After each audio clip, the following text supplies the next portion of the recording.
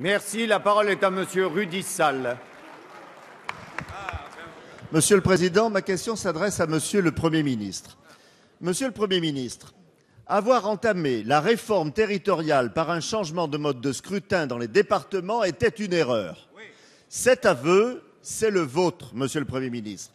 Cet aveu, c'était hier, ici, devant la représentation nationale. Il était temps.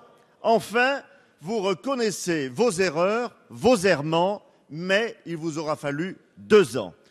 2 ans durant lesquels nous avons eu de cesse de vous alerter. 2 ans de perdus pour nos territoires, qui sont les premières victimes de vos décisions.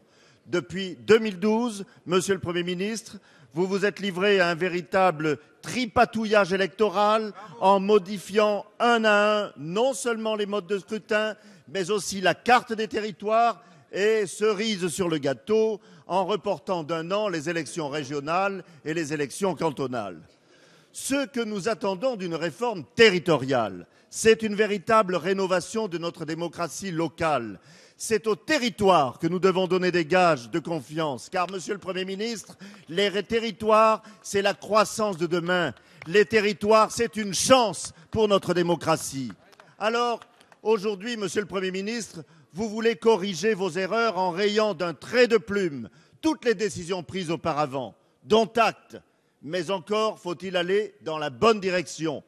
Préconiser la suppression des départements en 2021, sans même préciser d'ailleurs à qui vous transférez leurs compétences. Diviser par 2 le nombre de régions, ce n'est pas ce que nous appelons une réforme territoriale digne de ce nom. Alors, Monsieur le Premier ministre, allez-vous enfin nous dire clairement quel est le projet politique du gouvernement en matière territoriale? Merci, Monsieur Sall. La parole est à Monsieur le Premier ministre.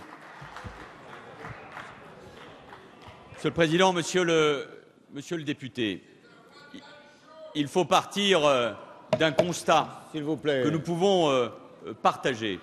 La décentralisation, initiée maintenant il y a plus de 30 ans par François Mitterrand, Pierre Mauroy et Gaston Defferre, a changé notre pays. Mais depuis, se sont accumulés un certain nombre de strates qui amènent parfois, disons-le, je le rappelais hier, de la confusion, à la fois pour les acteurs économiques et sociaux, mais surtout pour nos concitoyens. C'est cela qu'il faut changer. Changer un mode de scrutin, c'était nécessaire. Nous n'étions pas d'accord avec le conseiller territorial. Il fallait un nouveau mode de scrutin pour les élections départementales. Je l'ai présenté comme ministre de l'Intérieur. Là n'est pas le sujet. Ce que j'ai dit hier,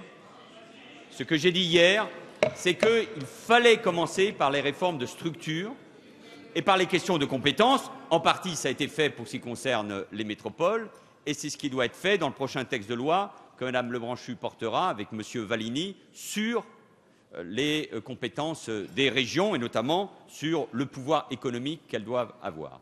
Mais ensuite, mettons-nous d'accord, si nous voulons à la fois réformer les structures du pays, celles de l'État et des collectivités territoriales, comme je le disais tout à l'heure, il faut des réformes profondes. C'est ce que j'ai annoncé à l'occasion du discours de politique générale.